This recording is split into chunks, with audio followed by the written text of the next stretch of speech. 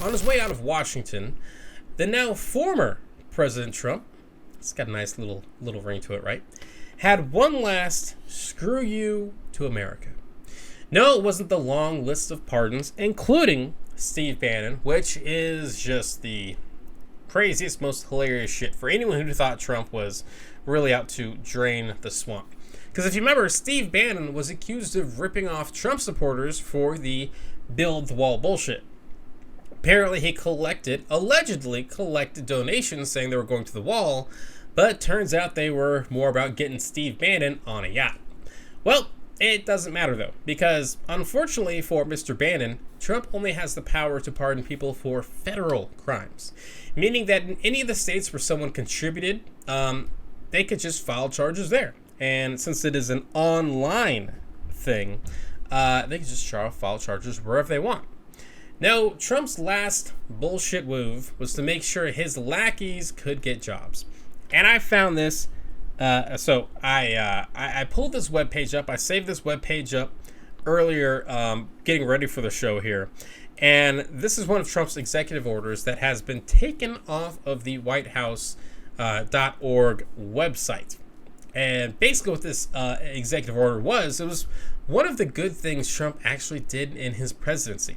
When he first took office, he created this executive order that would require appointees to sign a pledge that they won't become lobbyists for 5 years after they leave the White House. Essentially, what the swamp really is folks who go in government and then they make contacts with all these inside government officials and they kind of connect with lobbyists. They vote a certain way, and these basically they get paid whenever they get out of Congress. I used to live in New Mexico, and there was a senator who lost their race. It was a big bummer for them. And then they got a job with, I think, Boeing paying them $500,000 a year or something like that to sit in an office chair and do nothing. But that's essentially the swamp.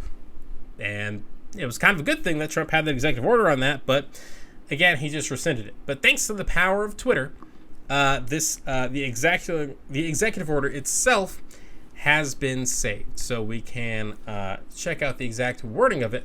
But again, on his last night in the White House, Trump signed an executive order revoking that ban, basically saying that, hey, if you want, you can get lobbying jobs. And so he just, basically said, hey, let's give up on draining that swamp. And so can we now just finally agree that for Trump, it was never about draining the swamp? That's just something he said on the campaign. I mean, he filled his cabinet full of swamp members, right? And has been doing swampy type shit the last 4 years. And again, lobbying is how the swamp works. And Trump has basically done as he's done with a lot of things. He's like, he does one thing here, but really he's doing something else here. It's like all those folks who applaud Trump for donating his salary. Well, Trump has had Secret Service staying at his, resorts, hotels, condos, whatever for the last 4 years, and it's been pocketing all that, that cash. So it's one of those things. He does one thing here, but then something else here. And so the reason why Trump probably had to do this is because after the insurrection, no one outside of the government will touch former Trump officials. So how this usually works, and another way how the swamp works, is that people leave the White House and then they go work for Fortune 500 companies and all of a sudden have connections for those Fortune 500 companies within the government or potentially the incoming administration. And now, after the insurrection, a lot of people won't touch them. And so now they're trying to find government jobs by revoking this lobbying ban, which, good luck with that one there, buddy. But I am happy that this is the last official act of bullshit from the now former president. I kind of look forward to a day when I won't have to report on Trump any longer. And with no Twitter, Facebook, Instagram, Pinterest, TikTok, or Spotify, if Trump wanted to release some mixtape, we probably won't be hearing from the now former president, anytime soon. And I am very, very happy for that. Hey, what's going on, everyone? Thank you so much for watching Citizen Pete. I really appreciate it. If you haven't already, click that little subscribe button, maybe the like button, and hey, maybe, just leave a comment.